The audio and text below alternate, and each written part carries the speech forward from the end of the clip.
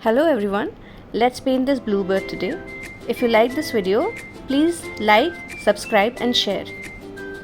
So for this bird we'll be using 5 colors which are named as shown in the video. These colors already exist in my palette. I'll just activate them by using a spray. And now let's talk about the brushes that I'll be using in this painting. So I need 2 round brushes basically, one which is slightly thicker that we'll be using for painting the bird, and a pointed brush for hair strokes. Using ultramarine color to paint the head of the bird, and I will do a solid fill first in the entire bird actually.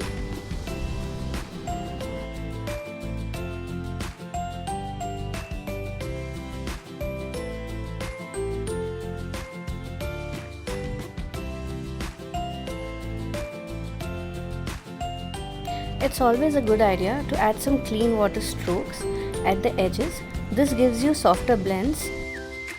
The first layer looked patchy because I was doing a wet on dry technique. That's why I'm repainting the entire area to make it look softer and even. So I'm doing a clean brush stroke once again because I want to blend the turquoise that I'll be painting on the left side of the body of the bird. I always recommend using a 300 GSM pure cotton paper for making watercolors. Although right now I am painting on a notebook which is DIY and it contains papers which are cotton but 250 GSM. So this paper doesn't absorb water as much as a 300 GSM paper would. It is important that we fill a solid color throughout the body of the bird before proceeding to paint hair. This will help us to give a 3 dimension to the body of the bird, which is 2D right now. We must also take care that all the colors that we put into the body of the bird are merged with each other, because that's how birds look, right? There are no stripes in the birds. So if I'm adding an orange to a red, it should blend in very well and there should be no line showing between red and orange. I'm keeping this video real time. I'm not editing it too much, just removing all the places where I'm taking color from the palette. This is because I don't want you all to miss out on any of the brush strokes that I'm making.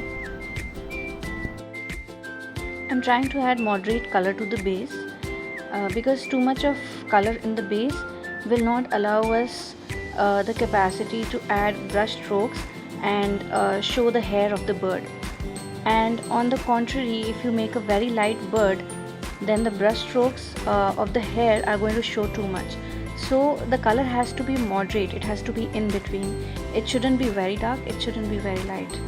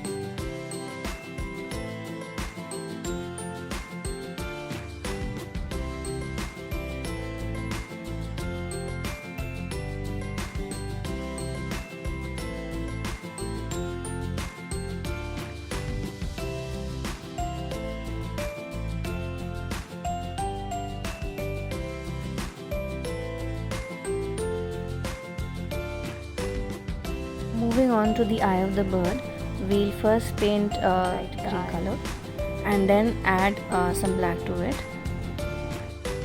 Moving on to the hair strokes of the bird.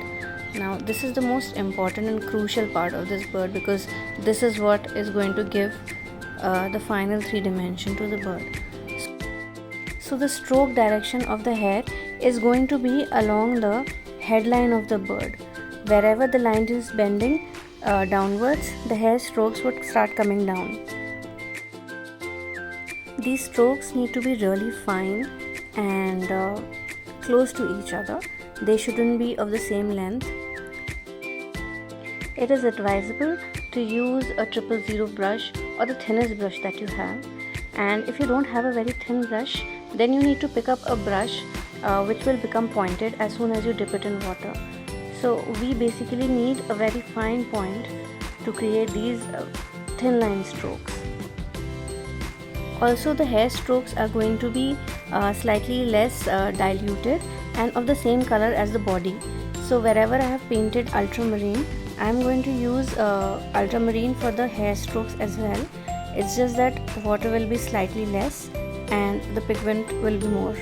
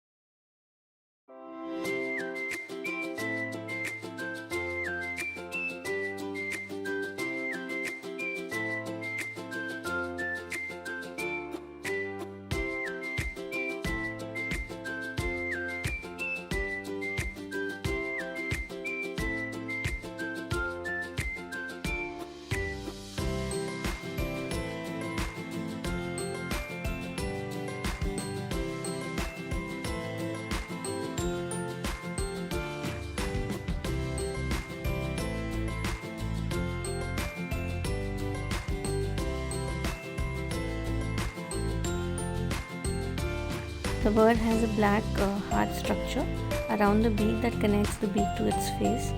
So we'll do it with smaller strokes in black.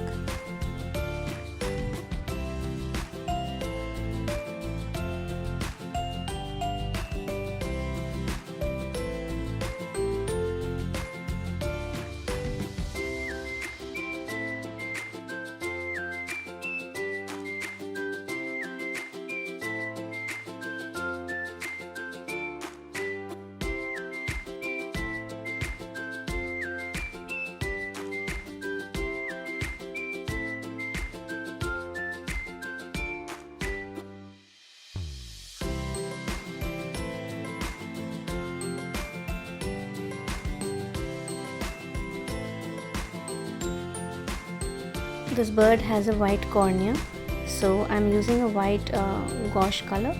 You could also use acrylic paint or poster color, poster white, to create this round circular outline.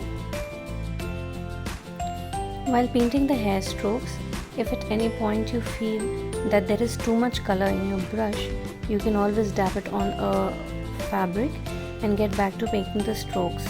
This will help you in making thinner and finer strokes.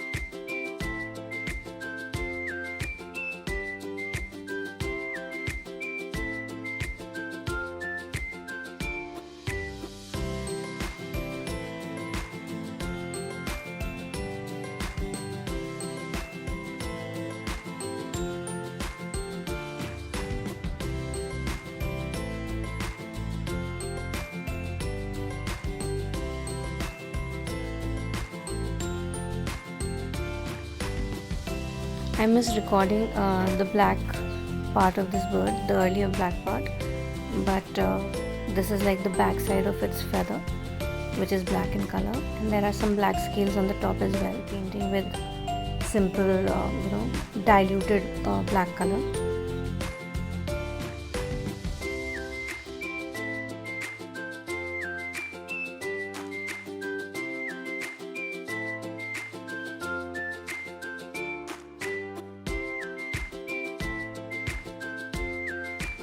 Other parts to be continued in the next video. Stay tuned until then. See you.